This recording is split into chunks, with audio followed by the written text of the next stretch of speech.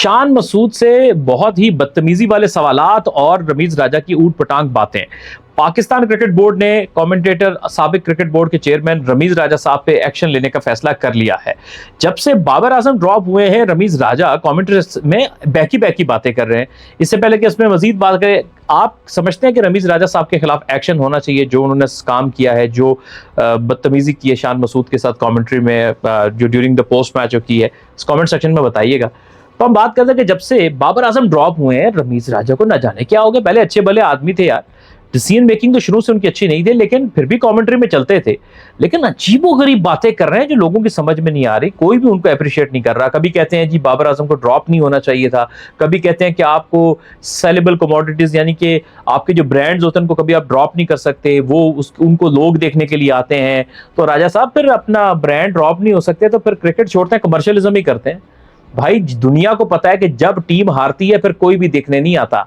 आपकी टीम हार रही थी, आपने देखो, आपने कुछ प्लेयर्स को बाहर निकाला और परफॉर्मेंस को लेकर आए तो अब सीरीज जीत गए।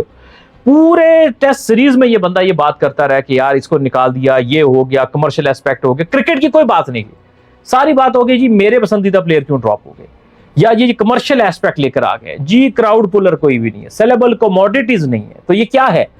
आज सेलेबल कमोडिटीज नुमान अली नहीं है, आज साजिद खान सेलेबल कमोडिटी नहीं है।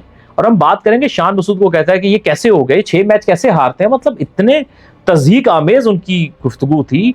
मुझे तो लगता है कि उनको कुछ हो गया, कोई जादू हो गया, कोई दिमाग, कोई पुर्जा हिल गया उनके, आई डोंट नो।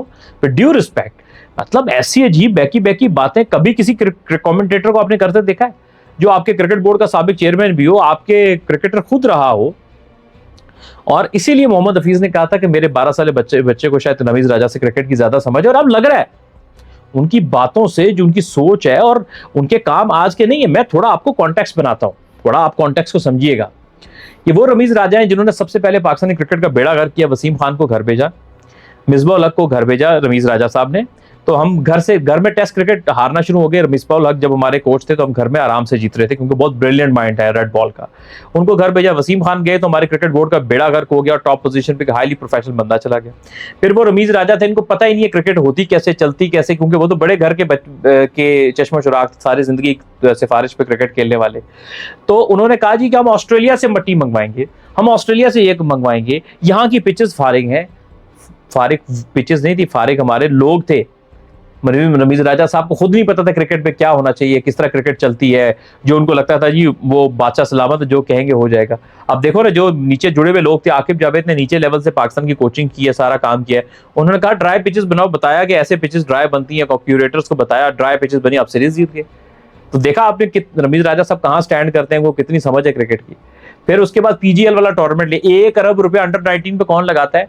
अंडर 19 के बच्चों को दुनिया 2 डे 3 डे क्रिकेट खिलाती ताकि उनकी जो बेसिक स्ट्रांग हो। ये T20 क्रिकेट में लाके उनको T20 के लेवल पे पैसा देके अंडर 19 पे, ताकि वो शुरू से पैसे की लत लगे। T20 की सारी जिंदगी रेड बॉल क्रिकेट नहीं खेलेंगे, आपका फ्यूचर भी तबाह।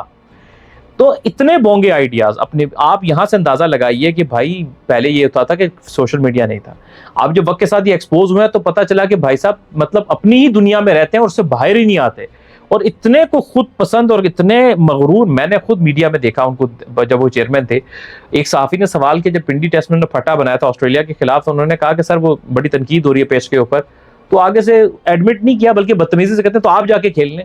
तो इनका इतना मुतकबिराना और इतना मगरूर रवैया था जब पीसीबी के चेयरमैन थे, और ऐसी इनकी आकड़ थी।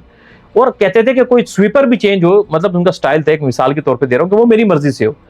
और वैसे ही कुछ मतलब पहले तो फिर भी कमेंट्री में ठीक होते थे, एज अ पीसीबी चेयरमैन तो कुछ भी सीधा नहीं काम किया। लेकिन जब से कमेंट्री में ये पहले टेस्ट के बाद से मतलब इतनी अजीब बातें, इतनी बैकी बैकी बातें। और पाकिस्तान क्रिकेट बोर्ड ने ये जब खबर आ रही है कि वो फैसला उनको खिलाफ एक्शन लेंगे, बिल्कुल लेना चाहिए, और ना लिया तो हम एहतजाज करेंगे। इनको कम से कम इनके ऊपर 5 से 6 टेस्ट मैचेस की पाबंदी लगानी चाहिए। अगले 5-6 टेस्ट मैचेस में पाकिस्तान के, कम से कम 3 टेस्ट मैचेस में कमेंट्री नहीं कर सकते। ये माफी मांगेंगे शान मसूद से। इन्होंने मजाक उड़ाया नुमान अली का, उनको एक बड़ा एक तज़हीक आमेज लफ्ज़ है वो इस्तेमाल किया नुमान अली के लिए। मतलब आप यार क्या कर रहे हैं?